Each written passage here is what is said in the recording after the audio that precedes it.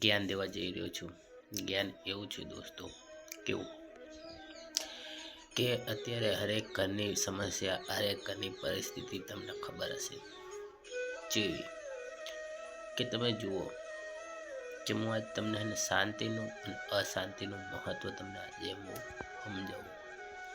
હવે શાંતિનું મહત્ત્વ શું છે અને અશાંતિનું મહત્ત્વ શું છે એ આજ હું તમને એક સમજાવવા જઈ રહ્યો કે તમે એવું માનો કે જે ઘરમાં રોજે રોજ ઝઘડા થઈ રહ્યા છે, બરાબર। હવે એ ઝઘડા પત્ની સાથે બી થઈ રહ્યા હોય કે ભાઈઓ સાથે બી થઈ રહ્યા હોય, અને ઝઘડાથી દોસ્તો કોઈના ઘર સુધરતા નથી કે કોઈ જાતનું કોઈ પરિણામ આવતું નથી। અને એ જે ઝઘડા જે રહ્યા ને એનેથી શું થાય, આપણા ઘરની જે રહી ને અધોગતિ થાય। અધોગતિનો મતલબ એમ કે પ્રગતિ કરવાની જગ્યાએ આપણી અધોગતિ થાય। અધોગતિ એટલે આપણા ઘરમાં નુકસાનો આવે ઘણી જાતના, અને ઘણા બધા લોકો પછી કહે છે કે ભાઈ તમે આટલા વર્ષોથી આટલો કામ ધંધો કરી, આમ કરી તેમ કરી, કંઈ ભેગું થતું નથી। પણ ક્યાંથી થાય કે તમારા ઘરની અંદર ઝઘડા જેટલા છે, કોઈ સમજતા નહીં।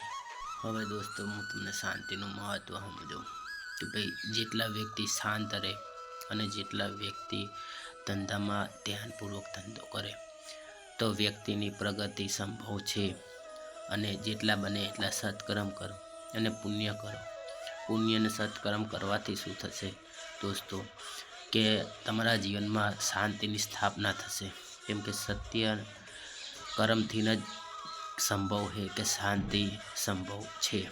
બાકી તમે બુરા કૃત્ય કરશો, કોઈ બી જગ્યાએ ધંધો એ રીતે કરો પૂરા ઈમાનદારથી, કોઈ બી જગ્યાએ નોકરી કરો કે કોઈ બી જગ્યાએ ધંધો કરો કે કોઈ બી વસ્તુ પણ ઈમાનદારીથી કરો। કેમ કે ઈમાનદારીમાં ભગવાનનો વાસ હોય છે કે જેથી હે ને કે તમારા જીવનની અંદર સત્કર્મ અને જીવનની અંદર પ્રગતિ કરો।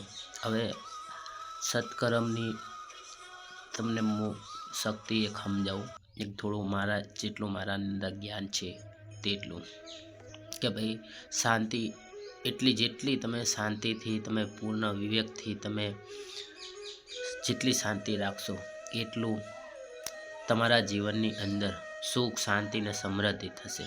હવે એ કઈ રીતે સુખ શાંતિ અને સમૃદ્ધિ થશે કે એક તો બહારથી તમે જોશો તોય તમને સુખ શાંતિ સમૃદ્ધિ તમે પ્રગતિ કરશો કે તમારી જે મનોકામના હશે, જે ઈચ્છાઓ હશે એ બી પૂર્ણ થઈ જશે, પણ શાંતિ રાખવાથી પૂર્ણ થશે।